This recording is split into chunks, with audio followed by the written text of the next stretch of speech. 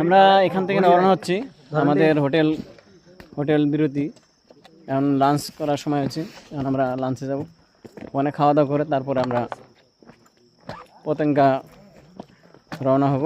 ওখানে কিছুক্ষণ সময় আড্ডা দিয়ে তারপর আবার আমাদের যাত্রা শুরু হবে ঢাকার দিকে। চিন্তা করা যায় এই যে পরিবেশটা।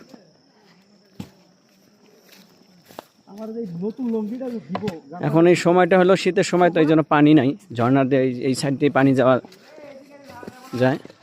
গরমের সময় আসলে এটা ভরা থাকতো, তাহলে অনেকটা মজা হতো গোসল করার, অনেক সুবিধা হতো।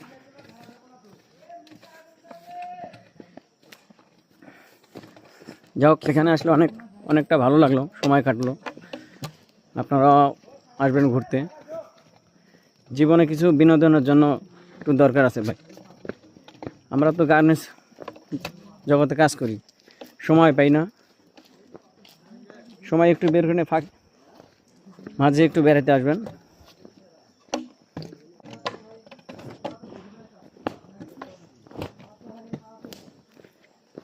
জীবনেরও একটু সময় অন্য সাইডে ব্যয় করা উচিত। সারা জীবন তো বন্দি জীবনে কাটাইলেন,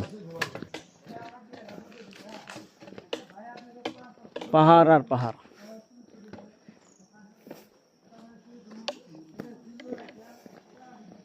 ঝর্ণার স্রোত এদিক দিয়ে পানিটা প্রবাহিত হয়।